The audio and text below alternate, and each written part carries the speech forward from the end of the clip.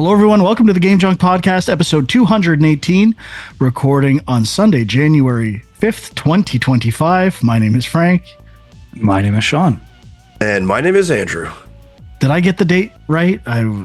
You guys were smiling. I did a pause. It was awkward. A little pause, but you were good. Yeah. Okay. You second guessed yourself, but it was correct. It is 2025. Something feels off. This is our first podcast of 2025. And we are not doing our top 10 of 2024 yet. That's coming much later in the year. Still cramming. We're all still cramming. And we will be doing our top 10 most anticipated games of 2025. What better way to start off the year while we're still thinking about 2024 than to think of all the games we're not going to have time to play up this upcoming year. And then we're super Can't wait excited to not play these games. to buy and not play. How's your 2025 treating you so far, gentlemen? Ooh, not good. I've been sick the whole time still. So I need to, I've been popping zinc, been popping vitamin D, vitamin C, drinking lots of juice, and nothing's helping so far. So no matter how much stuff I cough up, it just keeps going. So Have you tried maybe next week. Have I tried what? Whiskey. I have not tried whiskey. I have tried beer. Beer did not do it. I also tried wine. Wine also did not do it. So I think you're onto something. I don't have a whiskey here beside me, but maybe tomorrow. I know it can cause, well, when consumed in conjunction with VR headsets for the first time, it can cause really I know. effects. Maybe it's also a miracle cure. Yeah, I've heard that as well. Yeah, maybe if I just drop the VR part, it will have a alternate reality. Perfect blind study because now you get to see make yourself feel better without the VR. And That's right. The VR perfect. all along. That's right. Sean, you look like you're chomping at the bit here to get something out. No, I was just going to say to Huck, I think he needs to sleep for like 48 hours. That's the real solution here, but not always possible. Kids are back to school tomorrow. That means you're up extra early. Yep, I hear you. I will be sleeping in tomorrow and thinking about what I'm going to do the whole day. All right, let's get into our top 10 most anticipated games of 2025. As always, 50% of these games will end up not being released in 2025. At least. I was looking at my list from last year, which I do have, and it looks like 1, 2, 3. Only 3 games didn't get released, so that's not bad. Yeah, I'm looking at my current list. I don't have last year's. I would say 2 to 3. I would say if I had to bet, I'd bet against them coming out in 2025. But everything I looked up seems to say they are 2025 releases. So I have some confidence. Like I don't have, not that it would be on my list anyway, but I don't have GTA 6 because I don't think that game's coming out this year. Whoa. Bold prediction. That's the word. Just made up a word. It is a predicament of a prediction. It's a predicament. It definitely is. This is the problem with these lists every year is, are these games coming out in the next year? What are the games we don't even know about that are coming out that are going to be amazing, which there's going to be plenty of those? And how many games have been on our lists for 2 or 3 years in a row now that are going to make another appearance? And there's another big elephant in the room, which is Switch 2. Are there going to be launch titles? I'm positive it's going to come out this year. How soon? Yeah. How will it affect other releases? It's a really big looming announcement or piece of information that will shift the entire gaming landscape of 2025. So, stay tuned for the latest info and predictions from Game Junk. Let's start this off with a prediction for the Switch 2. What month or day do you think the Switch 2 will be released? Ooh, let me get my calendar out. It's got to be a good day. I been hearing, and I feel like this is a common thing with Nintendo. People are expecting an announcement this month and a release in March. I don't know. I was going to put my date down as March 10th. That's when I was going to put my date down. That's a good one. I'm going to say March 14th. Put it on a Friday. That's probably a better choice. I think that 2-month turnaround is too quick. They released the Switch on March 3rd, 2017. So I kind of thought maybe they'll keep it on the same date. But I'm going to say back to August. Wow. Let's see the August calendar so I can get an actual possible date. I'm going to say August 22nd. That's when I go for vacation. It would be the most inconvenient day for it to be released because I won't be able to play it all week. Well, I mean, that's the thing. It'll be inconvenient for a lot of people. So, a lot of people are not around in August because of vacations and stuff. So it could happen. It would be shocking. August 22nd is my prediction. Okay. So I think a better thing is to look at when do the Nintendo games come out. So Pokemon Legends has just a 2025 release date, and same with Metroid Prime 4. So I would say they probably would want to ship those games first before dropping the Switch 2. That would be my guess. So it may be later. If these don't have release dates yet, it may be pushed out. Later than 2025. No, maybe not later than 2025, but like, since these games don't have a release date, I would guess they're releasing in the second half of the year. And I would guess that they would not want to release Switch 2 before these games. So I think Frank's prediction of August might be a good one. Okay. That's my... Maybe fall even. That could happen. I thought maybe going back to November 27th. Yeah, it could be. Get that holiday hysteria for Nintendo back up and running again. Okay, let's get down to it. Let's talk about our top 10 most anticipated games of 2025, starting with Andrew. Okay, my number 10, possibly a little off the board for me, but I'm going with Professor Layton and the New World of Steam. Now, I like Professor Layton games, and I haven't played one in a long time, so I saw that this was on the list, and was kind of excited for it. I didn't watch a trailer or anything, but I just know I like Professor Layton games, and I saw that was being made by Level 5 again, so I am interested in seeing what they can come up with in more modern times with better hardware than the 3DS or whatever low-powered console the last Professor Layton games were on. I'll wait and see if it's launching on Switch 2 with achievements. If Nintendo's not adding achievements, I'm out. I'm done with you, Nintendo. Has there been any talk of that? I feel like I heard something about that, but they've always committed firmly to not needing that for games. Games should be fun on their own, which is so stupid. Come on, Nintendo, get with it. I want to get them out to every old Nintendo game, a chance to start from scratch with achievements and trophies again. Oh my God, it would be wondrous. Yeah. All right, Sean, you're up.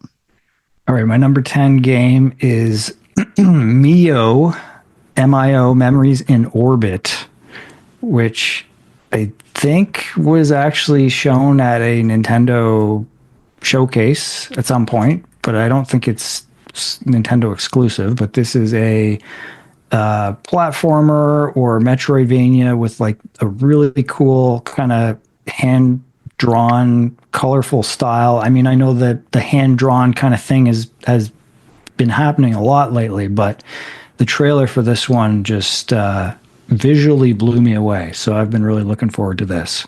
I remember this. I'm not as big on the visuals as you are, but could be cool. Got some potential. Very nice. My number 10 has been on my list for the past 4 years, possibly, if not 5. And it might not even come out this year. It's Replaced. Side scroller pixel noir type game with some very cool camera and combat mechanics that need to be seen to be believed. I considered putting Little Devil Inside on this list as well because That's what I thought you were going to say. I've been waiting 10 years for that one, I think. So I'm a supporter. I'll be getting my Wii U version on launch day. And can't wait to play on that beautiful system. Replaced if it comes out this year. My number 10. Andrew. Yeah, I was debating putting Replaced on it because I think it'd been on my list the last 2 years, but I left it off this year, just assuming it's not happening. My number 9, also a game I've probably had on my list for 4 to 5 years, and that is Star Citizen. Now, I am also a long-term backer, probably in the same amount of length as Frank for Little Devil Inside. And yeah, I'm interested for this to have a actual full release of a game. I know there is, a big giant alpha build you can play regularly for backers, but I have never dabbled in it except for many, many years ago. And I know every time I try to, it basically eats up my machine in some crazy fashion. So I have kept myself away from it, and I want to see a final release sometime this year. Okay. Well, my number 9, it's not on Huck's list, but it is on my list. Mouse PI for Hire, which is the Cuphead-esque black and white sort of cartoony first-person shooter, which has a bit of a detective theme to it. I mean, I don't totally know if it's anything more than just a shooter. Like, it seems like there's some interesting story and mystery elements there. I'm guessing that stuff doesn't go too deep, but just kind of the Who Framed Roger Rabbit kind of vibe has kind of got me. So that's my number 9. Yeah, I think it just missed my list. My number 9 is Same. Elden. What? Oh, I was just going to say same. Just missed my list as well. Okay. My number 9 is Elden Ring Night Rain. Now, I was very vocal that Shadow of the Erdtree should not be up for Game of the Year, and I still feel that way. I've always wanted to get back into Elden Ring, and I feel like co-op and multiplayer is becoming a huge part of my life, probably too big a part of my life. And what better way to integrate a current love with a desire to return to the world of Elden Ring than multiplayer Elden Ring Night Rain. I can't wait. Yeah, it is intriguing. Probably not for me, but it is intriguing. Sean, Definitely not for me. if I'm putting together a strong team, I don't know if Sean's on that list. If I need help from Frankie, I might call him in. Yeah. My number 8 is the new Fable, which could come out this year. Not sure, but I'm excited to see what a new Fable game looks like and if it captures sort of the vibe and humor of the original. I remember being excited for the CG trailer they put out, and yeah, looking forward to seeing what this game could be. I predict a couple more CG trailers this year. I think that's probably right. I mean, yeah, I did like the trailers. Has there been any gameplay for it yet, or no? Not that I am aware of. Okay. I predict a 2027 release date for Fable. Yeah, could be. Okay, Could be joining the hollowed halls of games to be on our most anticipated list multiple years. Yep. Definitely. On my list, though. Okay, my number 8 is Judas, which is the new Ken Levine game. Does look pretty Bioshocky, kind of. Got another. I think it's actually set in space, though. It's sci-fi. I don't know. I was reading some stuff this week about it and talking about how, the Bioshock games were pretty linear. This one, they're trying to do a lot more emergent kind of story stuff. I don't know if it's all BS, but either way, I'm looking forward to it. Okay. My number 8 was number 6 2 seconds ago, and it just got down to number 8 when I heard him talking about emergent gameplay. Because I want BioShock the way I like it. I want a new BioShock. I don't want open world emergent version of BioShock. I want whatever somewhat linear version BioShock used. I mean, to be fair, he didn't really ever use the words open world. It was more just that whatever you do in the game, people react to it and remember things you've done. That's kind of the big selling point, I guess. Well, yeah, I mean, BioShock's gameplay was always emergent to some degree, the way different systems work together. So, but I didn't like what you were saying there. It feels a little too ambitious, especially for the size of their team and the amount of time they have. I think they'd be better served by making a more linear experience. And it's now down to number 8. Ooh, okay. My number 7 is South of Midnight by Compulsion Games. And I remember seeing the first CG trailer, not being totally convinced with the atmosphere and vibe of the game, but then when the gameplay trailer came out in, I guess it was middle of the year last year, something like that. There was some Xbox showcase that was showing it off. I was really impressed. I thought it looked fun. Plus, I'm like, I know the guy who runs Compulsion Games, so I'm definitely cheering for that team and pretty excited for this game now. So, South of Midnight for number 7. Nice. I don't think that game is coming out this year either, would be my guess. Probably not. I just think Switch 2 is apparently in mass production already. Well, yeah, I mean, that was one of the reasons they said they didn't announce it last year, is because they wanted to make sure that all the they had all the supply they needed, basically. Wow. Okay. Sean, sorry. Yes, my number 7 is Screenbound, which was one of those cool little indie games we saw at some showcase last year. This is the one where you're kind of walking around with sort of a Game Boy in your hands, and there's like, you can do 2D stuff on that, but then that affects the 3D world that you're actually moving around in. It seems like a cool concept, and I am looking forward to it.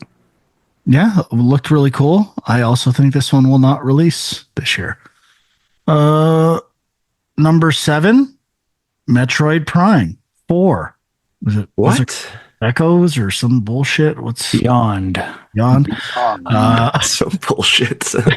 I mean, I haven't played Metroid Prime 2 or 3, so I'm not interested in it from the legacy of that series.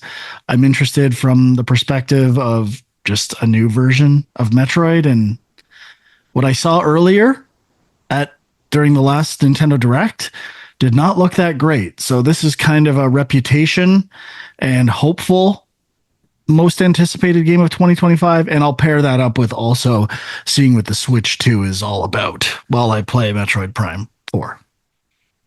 They really messed up by calling it Metroid Prime 4. This is a chance to like start fresh, do something new. What a dud. What a complete. I'm actually surprised that's on your list. I am too good. My number 6 is Mafia: The Old Country. Possibly not coming out this year again, but I played the Mafia game. I think it was this year or maybe late last year. Loved it. Bought 2 and 3. Still haven't played those ones, but definitely love the vibe of Mafia 1, and I'm kind of a Mafia fan in general now. So I am excited to see what this return to Mafia is all about in next gen land. This guy loves organized crime. Yes. What number is this? 6? Yep. 6. My number 6 is Replaced, which, was on my list last year, probably the year before. I feel like it just keeps dropping every year, which is also a problem with these games getting delayed. It's like at a certain point, you just kind of start to lose the enthusiasm for it. But I do feel confident this one's coming out this year, because they were pretty close. It sounded like they were pretty close to releasing it last year. And towards the end of the year, they announced a delay to 2025. I feel like it's going to happen. We'll see, but I'm looking forward to it. Okay, I didn't know about that news. This black guy's plugged into the world. Reading Ken Levine articles and I'm impressed. I'm very impressed, Sean. My number 6 is a bit shocking. It's Monster Hunter Wilds. Whoa. Wow. I've Mr. I don't like open world Bioshocks goes for the giantest open world Pokemon finder. well, I played the demo and I really liked it. This is basically Dax excitement because I know he's put hundreds of hours into the last one. I'm going to have him to play with me and guide me through this world. And this is the year I finally get Monster Hunter. And I wanted to get it when I played the demo. I still didn't, but I've got high hopes this year, and it looks really good. This is probably, I don't know if I'll get Assassin's Creed Shadows. I probably will, but this is the first major release that I'm looking forward to this year. Yeah, I mean, I think we talked about this when we played the demo, but it feels like something Frankie should get into at some point, you know, like the creatures and all that stuff is definitely up your alley. So I think it could happen this year. It suffers from the same problem as Metal Gear and GTA and Red Dead. It's got such an obscure control scheme that it's completely alienating and you have to dedicate your life to the game. So I'm prepared to dedicate my life to this. Yeah. My number 5 is Marvel 1943 Rise of the Hydra.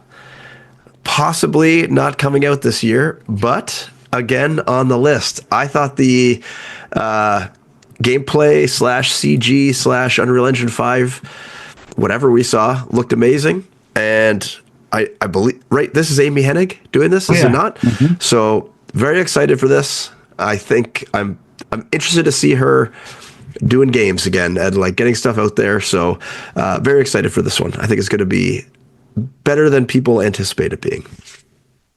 I agree because it's also my number 5, Marvel 1943, Rise of Hydra. Yeah, I mean, I think the Captain America, Black Panther, being able to potentially play as both of them, I think as well as some additional characters, right? But I like that idea. I like that it's seemingly a little bit more, you know, it's characters that their powers are maybe a little bit more grounded, and you know, it's got some spy stuff in there. I really have high hopes for this one, so I hope it does come out this year. Okay, my number 5. This is in a weird zone. Hades 2 is out in early access. I enjoyed what I played quite a bit, and I've spent a lot of time with Hades 1, and I just want to get trophies. I want to get like a full experience, and I assume it's going to do a full release this year at some point for all major platforms. I wouldn't be surprised if it launches with the Switch 2, would be my guess, because I know the first Hades started with the Switch.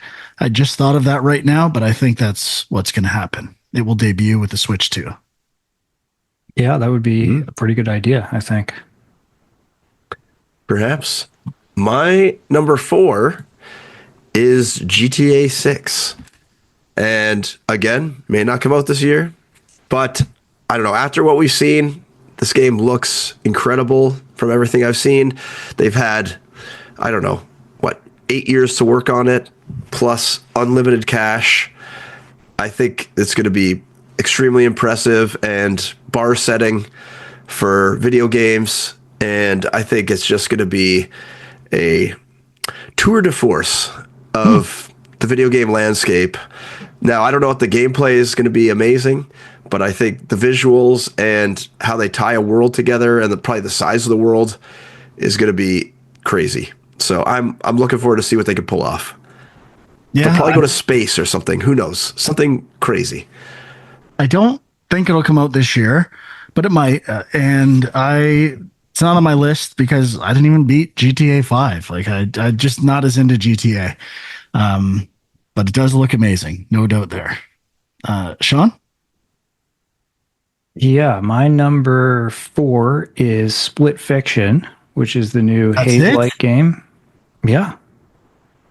I mean, hey, there might be some amazing games at number 1 to 3, but yeah, I'm looking forward to it. I mean, honestly, from what I saw in the trailer, it didn't look quite as good as It Takes Two, but hey, I don't know. I'm like, it's still a new take on that kind of game, and I'm very interested to play it. So It's going to be better than It Takes Two. yeah, Yeah. okay. I missed.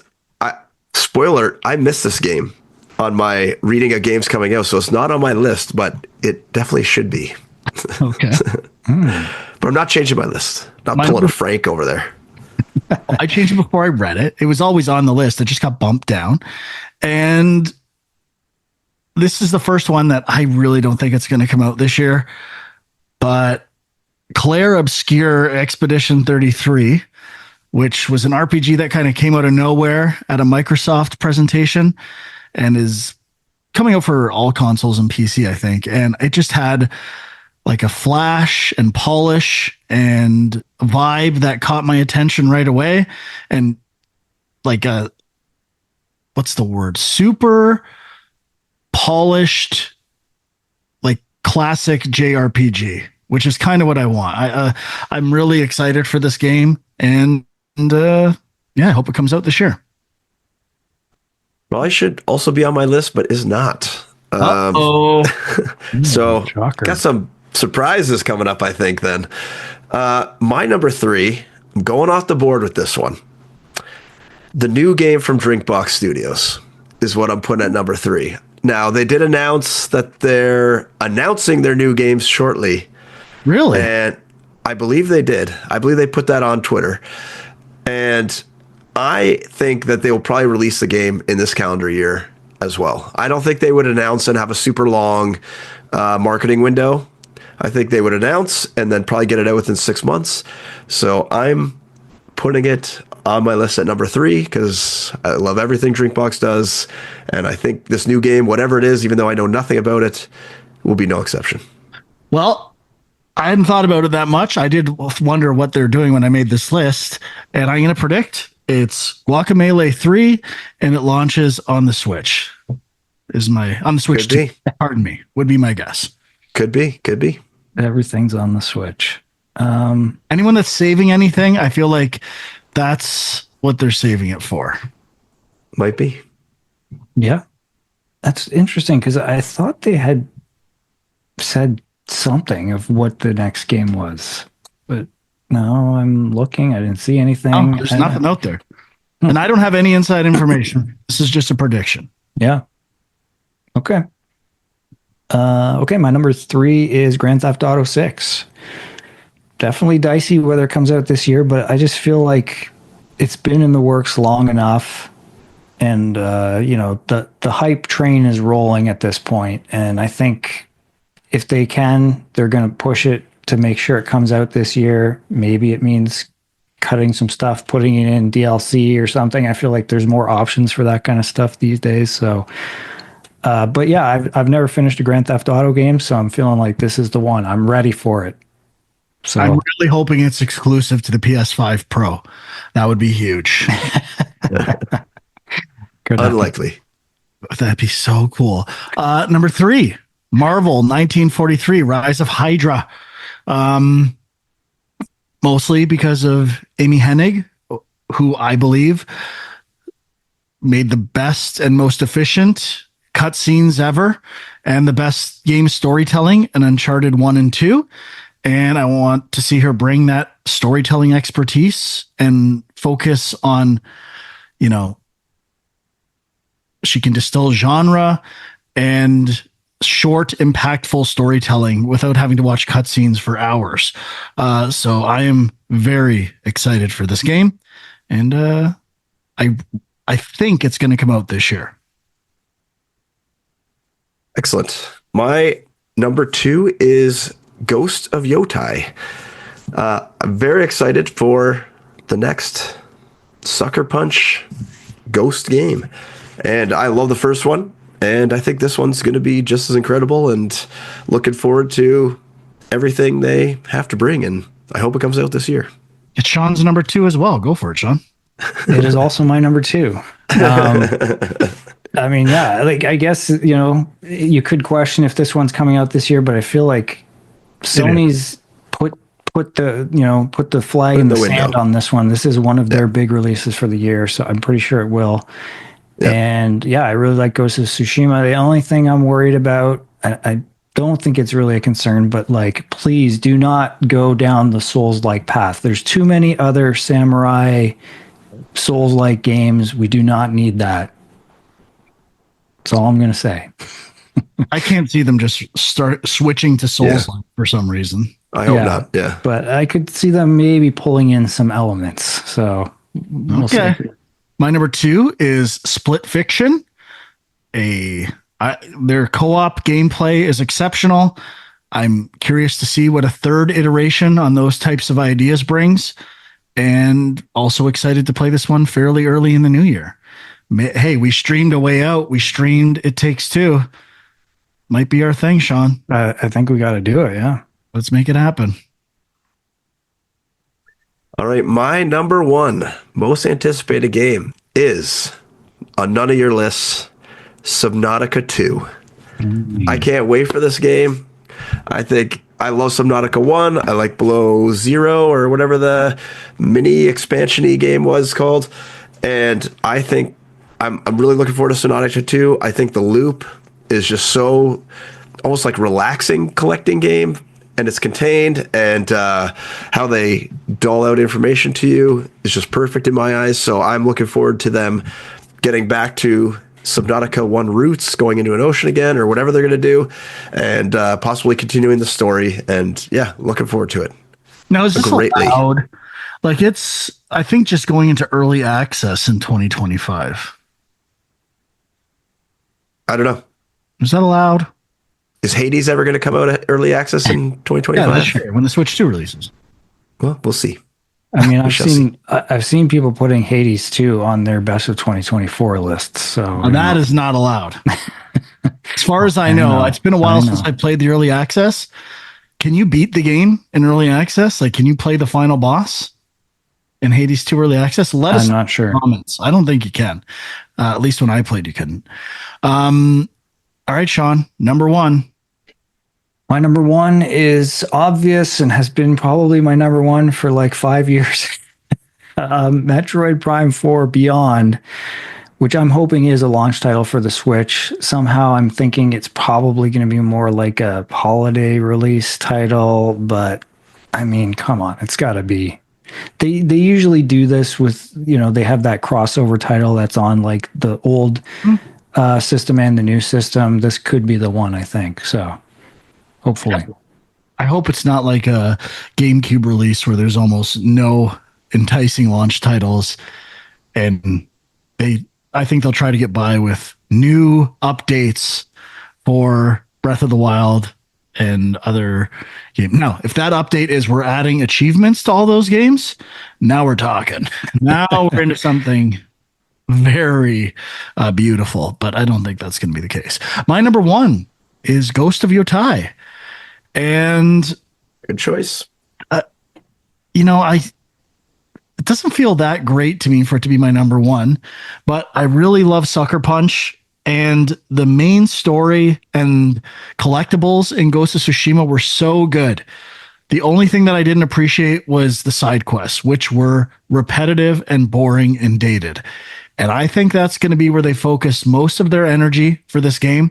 I think they're going to try to hit modern day standards of side quests and side content. Probably something like God of War Ragnarok, I think, and God of War 2018 have set the bar for optional side content. So if they go down that road, I think it will be one of the best games of the year, and I'm very excited for it. And Blue Haze all the way. Let's make that official. Okay. Now, I'd just some other ones. I really wanted to make Indiana Jones and the Great Circle my number 10 on PS5. I'm really getting close to just skipping it on Xbox. I'm like, there's no way I'm going to finish this for the end of the year. And I'm just going to go for it on PlayStation when it comes out. We'll see. I'm not committed to that yet. And Suikoden 1 and 2 HD remaster and Citizen Sleeper 2 Starward Vector were the ones that almost made my list. Yeah, I guess like honorable mentions, whatever you want to say. So like Pony Island 2 was on my list last year, not on my list this year, but I mean, I don't think we heard anything about it last year, so I have no idea where it's at, but I'm looking forward to it.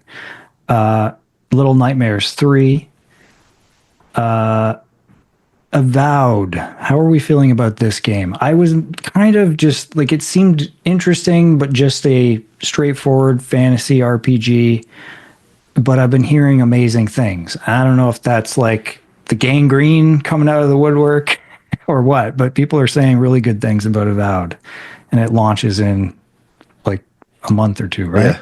It is Obsidian, though. Obsidian has a pretty good track record of RPGs, so I would say it's probably not completely great gangrene. There's probably some truth behind it. But yeah, I'm not totally sold on it either. Yeah, I'm excited for it though. I think it looks pretty good. Almost made my list. Also looking forward to Earthblade. This is the new game from the developers of Celeste. I think it's like a Metroidvania sort of thing, I think. But again, not really sure where that one's at. I mean, some other ones, these, wouldn't have been honorable mentions, but like just probably people are wondering maybe why we didn't mention them. Hollow Knight Silk Song. Does anyone think this is coming out this year? Yes, the launch of the Switch 2. That's, I mean, it makes a lot of sense. It could definitely happen. That could be what they're waiting for. Outer Worlds 2, Borderlands 4. I don't know if either of those are likely for this year, but definitely big titles. Definitely not on my list. Death Stranding 2. That was pretty close. I've never beaten Death Stranding 1, though. I am excited for the insanity and weirdness of Death Stranding 2 that we've seen so far. Death Stranding is on my list of games I'd like to go back to, kind of the way I did with Red Dead Redemption 2 this year and sunk a bunch of time in. So my games like that for this year are Death Stranding, Inscription, and I just want to complete. I'm going to again play Horizon Zero Dawn Remastered, Horizon Call of the Mountain, Horizon Lego, and Horizon Forbidden West. Forbidden West right at the end, right? Yeah, just when I'm burnt out on. Did anyone mention Doom: The Dark Ages? No. I almost did. It looks really cool. That's another one where I'm like, I got to go back and play Doom. And what's the second one called? Doom Eternal. Doom Eternal, which I do want to play. You know what? I'm adding those to my list of what games I have to go back to this year. Mm-hmm. Perfect. I got my whole year planned out. Is The Witcher 4 going to come out this year? Maybe we should add The Witcher 3 and The Witcher 2 and The Witcher 1 on your list there. And oh, no. Don't forget, they're releasing The Witcher 1 remaster. I don't know when that's happening, but that'll come out before Witcher 4. Oh, okay. Well, you know what to add soon. Yeah. All right. Is that it? Is that it for our most anticipated of 2025? That's I think the only other thing I was kind of surprised wasn't on anybody's list was the new Ninja Gaiden game, Ragebound. I don't know if I think they said that was coming this year, but yeah, I mean, I'm excited for it for sure. Okay. And then, I guess there are like 3 other Marvel games that I have no idea where they're at, but there's Wolverine, Blade, and I don't know if this is even confirmed, but Venom, a Venom game. Like I've seen all 3 of those listed. Was that the Insomniac list leak? Yeah. So, I don't know. I don't know where those are at, but could see one of them this year, maybe. I doubt it. If any, I think it'll be Wolverine. But I mean, what do you like?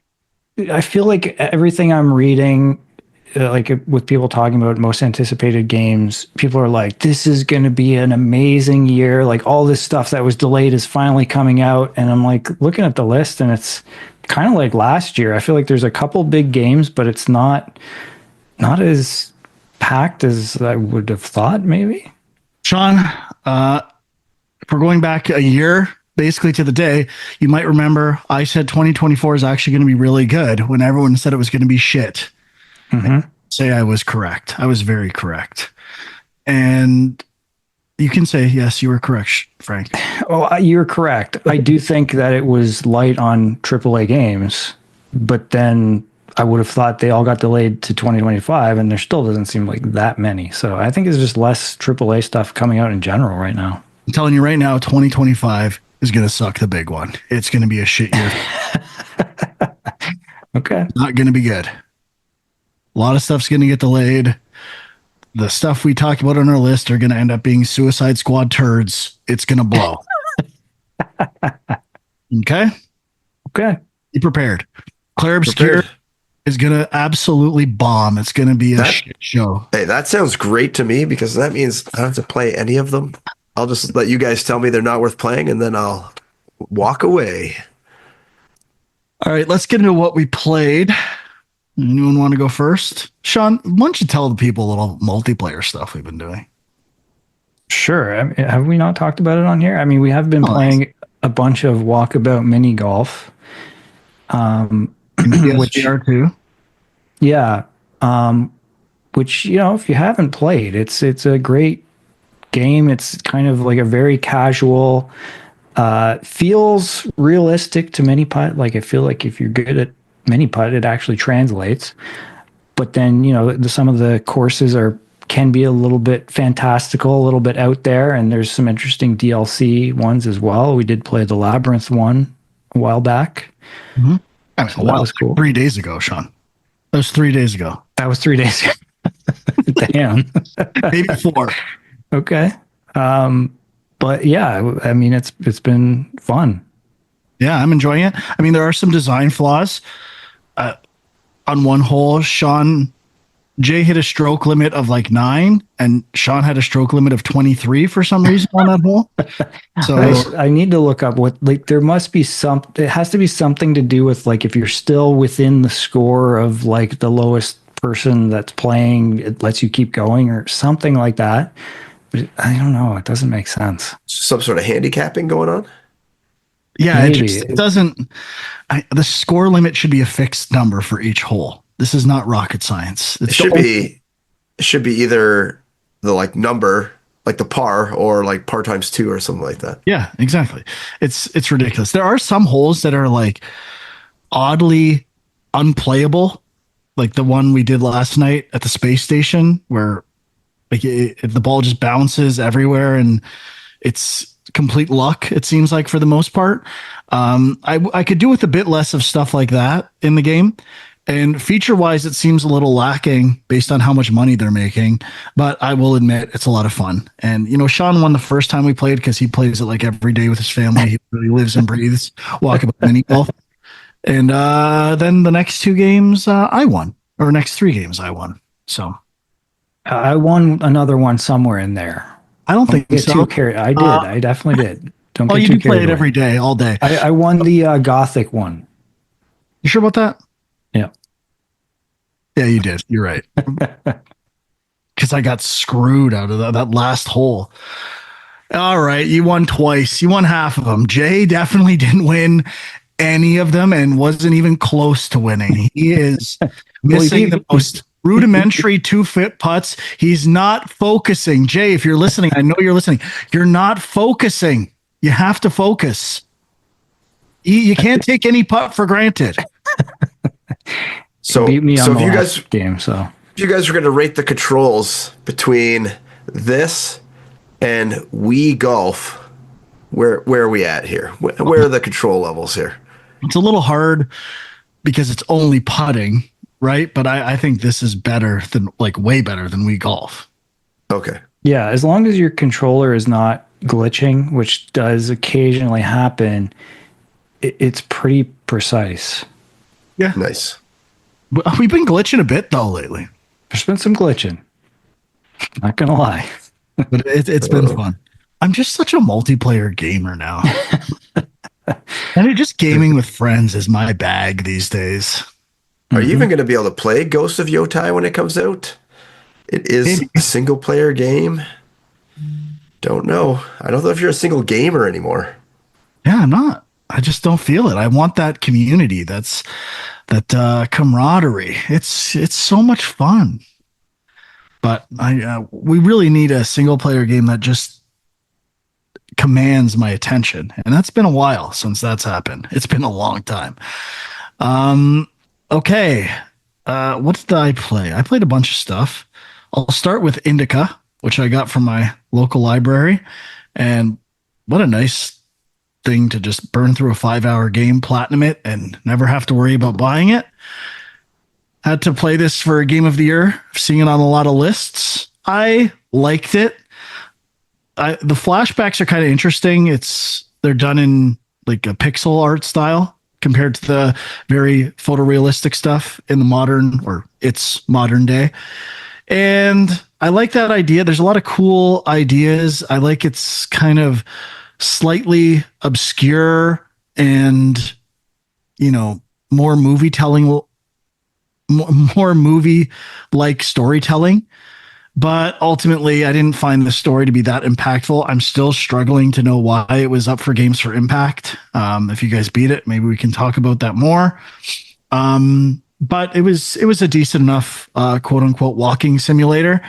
Some interesting, very simple puzzles, and not too long. Didn't wear out its welcome, and a little janky, especially switching levels, like the loads and cuts. Like it'll just do a real harsh transition to something else. So not as polished as I thought when I first started playing, but I'd probably give it like a 7.5 out of 10. Nice. So it's cool. Yeah, I'm hoping to play it in the next week or so. But one thing that's weird with this one, and I forgot to mention this last week. So I bought it hoping to play it on the Steam Deck because I thought it's kind of a smaller game. The install size on this thing is insane. It's like 97 gigs. How? What? Why? Wow. I don't get it. That's high. It's very strange. That's fucked up, dude. I don't know, man. Something on storage, it says 50 gigs available space on Steam. Yeah, but I think it extracts a bunch of stuff. I don't know. Maybe it's not like when I Google it, it's the thing that comes up says 97 gigs. I remember it being just insanely big. I don't remember the exact number, but well, hope you enjoy it's that it. well texture. It's that well. Worth every gig. Okay. Andrew? For me, I've been playing, I went back into Rebirth. I think if I'm going to, go for a game, I got to go for the big dog. So I'm going for Rebirth, trying to get that back off the backlog. And man, that game is just so pretty to look at. And just all the tweaks they've made to the areas that you're familiar with from the original are just so nice to be in. And it feels like when I play this game, I feel like I'm actually on like an adventure, going through a world. I don't know, it's almost like because the areas are so big and they have that like dialogue between the characters constantly going, I feel like it go by so smoothly, even though, it's pretty linear and not too much to explore. And they like pepper in like little mechanics here and there, like when you split parties and you have like Barrett in the lead, and then he has the ability to kind of shoot stuff down with his arm cannon. Like it just adds enough variety to keep you interested in a different way for, however long that section is. And again, when they like introduce the big snake thing, which I struggled with that boss battle. I don't know if you guys got to it, or Frank, you got to it, but it took me like probably eight times to beat that. And I think the recommended level was 19. I was at 20. I thought it'd be okay. But I don't know if I just had to learn how to play the game, but I had to really adjust my strategy from what I was doing the first couple times, which is kind of cool. I don't remember, to be honest, if it was hard. Yeah. It's so long ago. Yeah. I also didn't like finish all of the outside open world stuff, which probably would have helped me level up and get stronger. But I was doing every single open world thing before I moved on. Yeah. So that probably helped. But yeah, I just really enjoying the atmosphere of the game. There's like little story changes that have happened that kind of like make you think certain things when they happen in this game that I'm really enjoying. So I'm looking forward to keep playing this game, and yeah, I'm all in. My hooks are back in on this game. Nice. Johnny? So I got some VR stuff to talk about. I did fire up Alien Rogue Incursion today. Finally, Incursion Part 1. Part 1. Which when you initially said that, I thought, oh, so it's just going to be like a 3-hour game or something. But according to how long to beat, I think it's like 11 hours. So it's still seemingly a significant story campaign there. But I mean, I didn't play that much, but I did like what I was playing. Basically you're doing little puzzles to rewire doors to unlock them, and then you're shooting X-rays, as they call them, or xenomorphs. That's about it. I mean, you do have to manually load your gun, as with a lot of VR games, which I know Jay mentioned was kind of frustrating. And I can see that. I think, if you, so far, you kind of get one xenomorph at a time.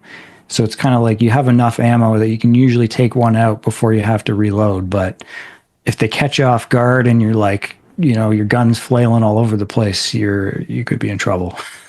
But you do have a pistol as well that you can pull out.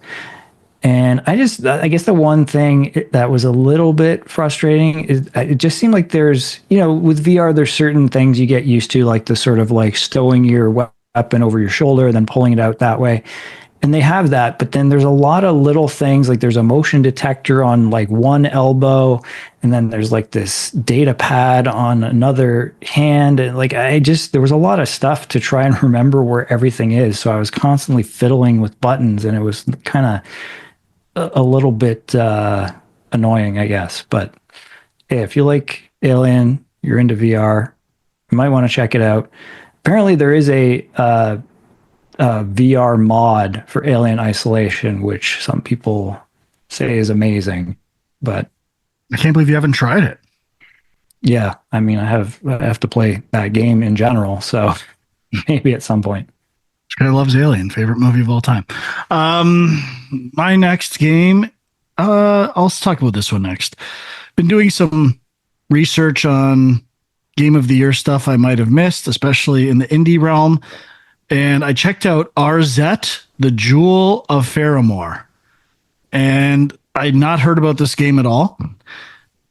It is a platformer, and it is also a tribute or homage to like Philips CDI games, like this, specifically, I think the Zelda Philips CDI games.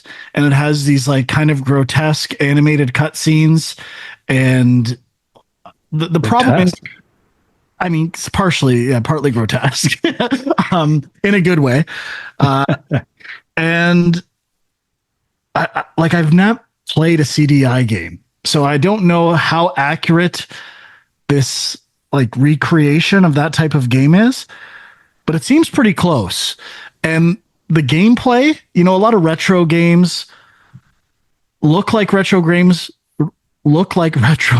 but play like modern games. This one kind of plays like a retro game, and I kind of like it. It's really committed to being this type of game, but not in a bad way. It's not like it's not fun. It's just, classic enemy, basic AI, and traditional side-scrolling stuff with pretty good pixel art, which is, I think, what a lot of CD-ROM. It also reminds me a bit of Rayman, the original Rayman, which I think had a similar aesthetic, with kind of hand-drawn backgrounds and pixels that move over top. So it's pretty interesting. I only played about an hour or two today, and I was enjoying it. And I think it's pretty short, 5 hours. So I don't think it's going to end up on my Game of the Year list at this point, but it's definitely interesting. I was kind of hoping it was going to be my Kaze and the Wild Masks when I first saw it, but it's not that kind of game, not that kind of platformer, but it's interesting. Yeah, it's on my list of stuff to play. It's like way down that list, but I do want to get to it. On the topic of the Zelda CDI games, I think last year or the year before, I saw somebody had kind of done like a exact remake of those games. I mean, technically I think they're, considered abandonware now or whatever, but like somebody kind of did a remake of them to make them playable on modern PCs. So I think there's a way to play them out there. I don't know if it's still available, but if you are curious, and I've never played them, but I am curious, would like to check them out. I'm looking up the Zelda CDI game right now, and it's crazy how close this game is. It's so similar. It's really impressive. Even like the levels, like the look of the levels is very similar. Pretty cool. Pretty cool. Nice. The only other thing I've been playing is I played some of the Dragon Quest III remaster game, Pixel remaster. I can't remember the full name that it is, but I am actually enjoying it. I never played Dragon Quest III, and it's basically an old school RPG. The battle mechanics, turn-based button masher. It's a perfect game to throw on a podcast or an audiobook and just button mash your way to some levels while you grind out a dungeon. So I like that kind of multitasking game, which doesn't exist very much anymore. And the graphics look good. It's kind of like 2.5D HD, not necessarily exactly like Octopath Traveler, but similar kind of perspective. And it looks really good. Yeah, it does look really good. This is the Dragon Quest III HD 2D remake. That's the one? Correct. Yes, okay. That's the one. Yeah, so it's it's nothing special. It is a very traditional JRPG. It's probably like 200 hours long, and I'm never going to finish it, but it's just some basic fetch quests like, oh, I need this weird obscure thing. Oh, I heard it's in this guy in a tower way off to the left. Okay, well, I'll go there and get it and then come back and then I need this other weird obscure thing in this other weird place. Okay, I'll go get that too. So it's just like a bunch of quests like that so far. And I'm fine with that right now. I'm enjoying just the classic sort of like JRPG Dragon Quest battle system that literally has no sprites of your heroes. It's just text boxes and the enemies barely animate. Very traditional in that regard. And it's just like a classic button mashing JRPG where you have to occasionally grind some levels to get past a hard part. So I'm enjoying it, and it looks great. Yeah. Yeah, I want to play this. It's just $80 right now. I'm waiting for it to go on sale until I check your local library. That's all I have to say. I haven't seen it there yet, but that's a good idea. Is it my turn?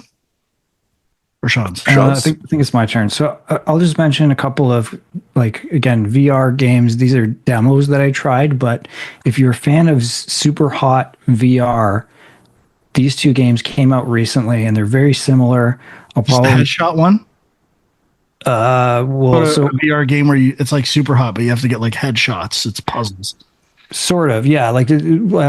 So one's called Vendetta Forever, and the idea is kind of the slow motion thing, but as you shoot somebody and kill them, you can move forward and basically move to their position and take their weapon, and then you're turning and shooting at other people in the scene. And it was pretty cool and kind of like the same feel as Super Hot. The kind of the more you move, the more other people move, so it can get hectic if you want it to, or you can slow it down. But the one thing that was weird was I was kind of navigating through one particular level, and it kind of felt like I got to a point where I don't know if I killed the wrong person in the wrong order or something, but I kind of got stuck where it was like I was out of bullets and I couldn't kill the person across the way that I needed to get to sort of traverse to the next point. And there was no guns around me. I didn't know what to do. So I don't know if I missed something or if that's just a possibility in every level. I'm not sure. So you can't move at all if you don't kill somebody? Yeah, I think that's all it is you're kind of in a fixed position and then you move to other fixed positions. And but other than that, I was enjoying it. And then the other one's called Action Hero. And this one is again, very similar to Super Hot. Just the theme is that you're basically an actor or a stuntman, I guess, on a movie set, and you're doing a bunch of quick stunts or scenes over a bunch of like a sequence of them.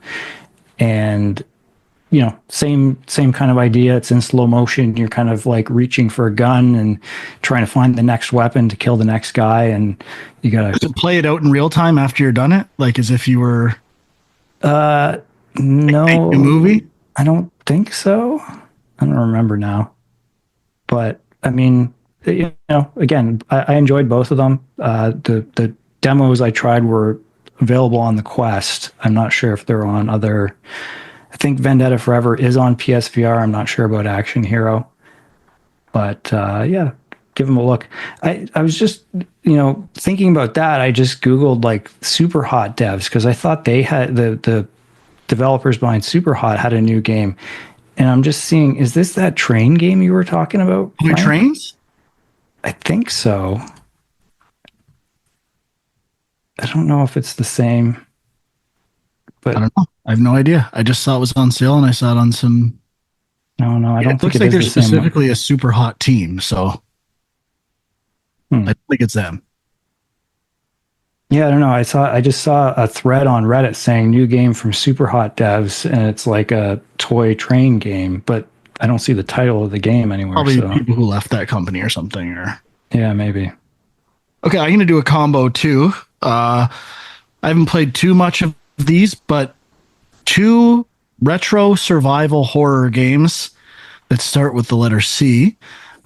Crow Country, which Sean has talked about a bit. And it's on a lot of best of the year lists. It's got a kind of 90s aesthetic, interesting like camera rotation element throughout the whole level. I don't love the aiming system in it, but I haven't played that much. The aiming is kind of a struggle for me at this point. But I think it's pretty short, and I really just played the demo, but I'm going to go, I think, and play the full version because I thought it had a lot of potential, and I like the vibe of it for sure. And then a similar one, and Huck, you've got to play this. This feels like such a Huck game. Oh, yeah? And I'm sorry if you've already played it and I forgot, but okay. Conscript. I don't think so. Conscript. So this is it's in the style of a survival horror game, top down. Looks a bit like Metal Gear, but it takes place during World War I, which, I mean, war is the ultimate survival horror. I think that's the commentary here. And it I've only played a bit, but I really enjoyed what I played. I like the look, the vibe, and the shooting in general. It feels like a somewhat simplified Resident Evil, like the original Resident Evil. It feels very close to that. And out of all the survival horror games that have tried to aspire, especially retro ones, to be Resident Evil 1, I feel like this one feels the closest to it. I haven't played that much, but so far it feels like a take on Resident Evil 1 that not a lot of games I've played have. So, and it's following the rules. I love the map too. The map is simple, easy to read, 1-to-1. I don't know when games decided you don't need accurate maps or don't need them at all. This game is very similar to the Resident Evil 2 HD remaster map with like locked doors being red, open doors being blue, and very easy to understand. So yeah, I'm really digging it. I feel like Huck would love this game. Huh. Yeah, there's a demo on Steam as well. Sean played, he said it was shit. He doesn't know what the fuck he's talking about. Yeah, no, I mean, I didn't think it was shit. It didn't totally grab me. I feel like I got stuck on something and then just kind of moved on. But I mean, hey, maybe I'll give it another look if Frankie likes it that much. Well, I only played an hour and a half. Like, let's not get crazy. It's more than I played, so. You definitely wrote it off way too quickly, dude. Yeah, I mean, I'm not as big of a original kind of that PS1 survival horror feel. I know for a lot of people that's like a big nostalgia thing for them. I don't have that, but when it's done well, I'm interested. And just a little tip, if you're thinking about buying this and it's before Tuesday, you can get this game on sale, but only the deluxe version on PS5. And the deluxe version is actually cheaper than the normal version right now. So if you're actually thinking about buying it, like we said, there's a demo on Steam if you're a PC gamer. But if you're going to buy it on PlayStation, make sure you get the deluxe because it's actually cheaper right now. Okay? A pro tip. There you go. All right. Is that everything? Yeah, I got nothing else. I think so. All right. We'll continue playing things, preparing our top 10 lists. You can watch us at youtube.com/Game Junk. Like, subscribe, share. Let's get Game Junk to 1,000 subscribers in 2025. This is the year we're going to do it.